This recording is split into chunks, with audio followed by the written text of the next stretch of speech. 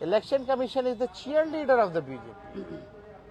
और इस बार cheer leader कितना भी चीयर करेगा बीजेपी का बिहार में, बिहार की जनता खुट्टा गाड़ करके जो है लोगों को सबक सिखाएगी। बहुत बीजेपी का एकमात्र मकसद है कि जनता दल यूनाइटेड पार्टी को कब्जा लो, और जो लोग जनता दल यूनाइटेड को नीतीश कुमार जी ने कमान दिया है, ये साफ दिखाता है कि निर्णय लेने लायक नीतीश कुमार जी अब नहीं रहेंगे। आप मंत्री की जगह देकर के उनको बैठाने का काम करें। अरे कराओ बाय इलेक्शन उनके सीट पे, फिर उनको जिताओ, फिर मंत्री बना के बैठा दो। कर सकते हो, यही ना नियम है। भाषण जो है दिया है, और आप सब लोग जानते हैं जो सरकार लिख के देती है वही राज्यपाल जी जो हैं पढ़ते हैं। महामहिम का हम लोग सम्मान करते हैं। कुछ दिन पहले ही ये बिहार के राज्यपाल बने हैं,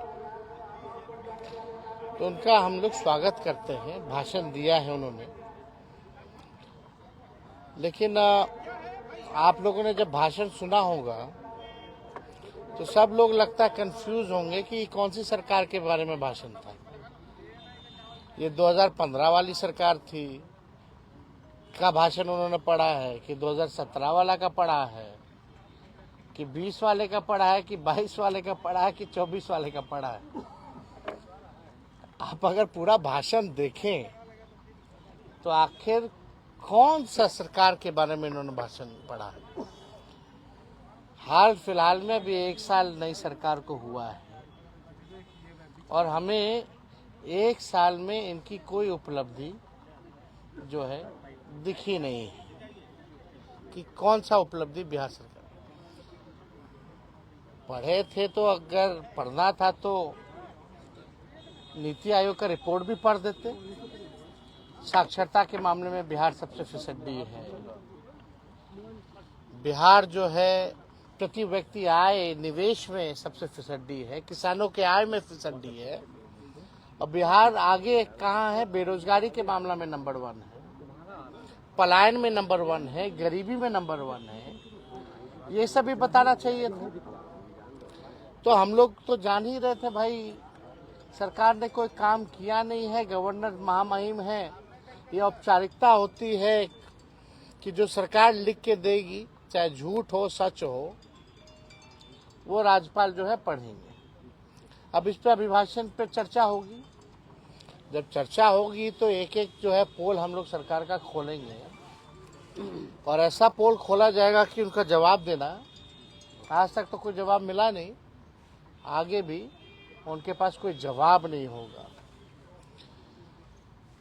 आज हम सब लोग चाहते हैं बजट सत्र जो है महत्वपूर्ण सत्र होता है, सबसे लंबा सत्र होता है, और इस लंबे सत्र में हम सब लोग अपेक्षा करते हैं कि सही ढंग से जो है हाउस चले।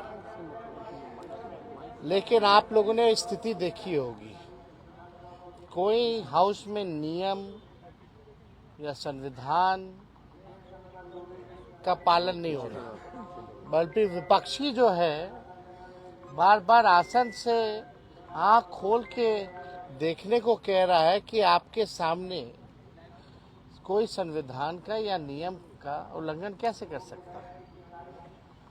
आज लगभग कई दिन हो गए, साल भर हो रहा है, और अब तक कार्रवाई नहीं की गई। स्पष्टीकरण पूछा गया लेकिन कोई जवाब मिला नहीं है। तो क्या ये आसन का अपमान नहीं है? जो भी विधायक उधर बैठाना तो बैठाओ ना भाई, लेकिन किस नियम के और किस संविधान के नियम के हवाले आप बैठा रहे? सबका सीट जो है लोकेटेड होता है नियम का था। अगर हम लोगों ने व्हिप के खिलाफ अगर किसी ने उल्लंघन किया है तो वो नियम में बना है कि उल्लंघन होगी। अगर कोई कंप्लेंट करेगा, पार्टी अगर कंप्लेंट करती है तो उस पर कार्रवाई होनी चाहिए, तो कार्रवाई भी नहीं होती है। हमारे सदस्य की सदस्यता छीन ली जाती है और विलम्ब। एमएलसी सुनील सिंह केवल पलटू राम कहने पे उनकी सदस्यता छीनी जा सकती है, यहाँ व्हिप का उल्लंघन हो रहा है, डेली सदन को शर्मसार किया जा रहा है, आसन के नीचे खेल हो रहा है, तो सदस्यता नहीं छीनी जा रही है। तो मेरा ये कहना है कि संविधान सत्ता पक्ष के लिए कुछ और है क्या, नियम सत्ता पक्ष के लिए कुछ और है क्या, और विपक्ष के लिए कुछ और है क्या। वो तो हम धन्यवाद देते हैं उच्चतम न्यायालय को कि सुनील सिंह जी के मामले में जो है, जो तानाशाही जिस प्रकार से सदस्यता ली गई थी, तुरंत सुप्रीम कोर्ट ने न्याय किया, जस्टिस किया और न्याय मिला। लेकिन भाई उस सदन का तो हो गया, कोर्ट जाना पड़ा। तो हम देखिए, बिहार विधानसभा के मामले में हम पे बड़ा दबाव है, लोगों का कहना है कि कोर्ट जाइए उन विधायकों के खिलाफ। हम कोर्ट नहीं जाना चाहते, हम चाहते हैं कि ये लोकतंत्र का मंदिर पवित्र रहे, इस पे कोई दाग ना लगे। लेकिन ये बात तो जो लोग आसन पे बैठे हैं, जो सत्ता पक्ष में, ये तो तानाशाही नहीं तो और क्या है। आप मंत्री की जगह दे करके उनको बैठाने का काम करें। अरे कराओ बाय इलेक्शन उनके सीट पे, फिर उनको जिताओ, फिर मंत्री बना के बैठा दो, कर सकते हो, यही ना नियम है। अगर कोई भी हमारे 3-4 सदस्य उल्लंघन किए हो, जो लोग हो, तो भाई कार्रवाई होनी चाहिए, पार्टी कार्रवाई करती है। विप का मतलब क्या होता है, यानी विप का कोई मतलब नहीं, तो इस व्यवस्था को आप रखे क्यों, हटा दो। तो देखिए, अगर सिटिंग अरेंजमेंट में ही ये हाल है, तो विपक्ष तो संविधान और नियम और लोकतंत्र को बचाने के लिए हमेशा आवाज उठाएगा। निशांत की चर्चा बड़ी हो रही है। अब हो गया, आप जी, अब तो हम बोल दिए। नेता भी कह रहे हैं कि आना चाहिए। अब देखिए, अब उनका पार्टी का मामला है, उन पर छोड़ा जाए। हमने एक बार नहीं, कई बार प्रतिक्रिया इस मामले में दे दिया है। बार बार मेरा इस पे, आपने पूर्व बयान मेरा सुन लीजिए, आपको पता चल जाएगा तय है कि नहीं है। तो इस पे हम बार बार इस मामले में, मुख्यमंत्री पद के चेहरा नहीं होंगे, का एक बयान आया है। अरे माननीय मुख्यमंत्री पद का चेहरा आदरणीय नीतीश कुमार जी ने जो मंत्रिमंडल विस्तार किया है, वो उनका आखिरी मंत्रिमंडल विस्तार है। अब नीतीश कुमार जी दोबारा बिहार के मुख्यमंत्री नहीं बनने जा रहे। हालांकि हम पूरा सम्मान करते हैं, बुजुर्ग हो गए हैं, अब उनका समय पुराना हो चुका है, समय खत्म हो चुका है। Nitish ji is a old model, he doesn't have any vision, road map, and he got 20 years. Bihar की जनता ने 20 साल मौका दिया, ये कोई मामूली बात नहीं है। 20 साल में भी अगर बिहार सबसे गरीब है तो इसका दोषी कौन है।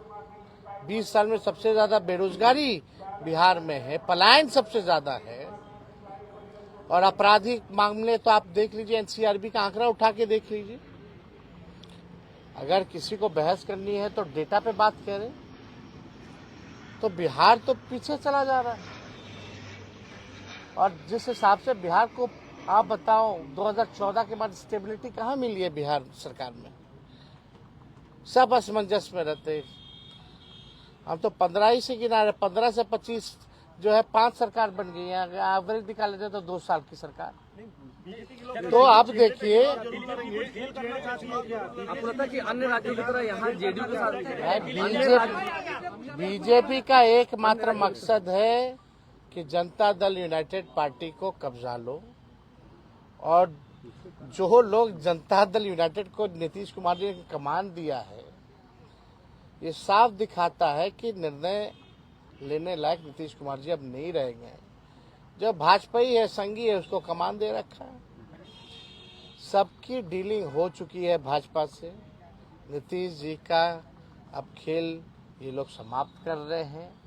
ये नीतीश कुमार जी अनजाने बने हुए हैं, लेकिन उनके जितने साथी जो आजकल भुजा पार्टी करने वाले लोग हैं, सब दिल और दिमाग से भाजपा हो चुके हैं।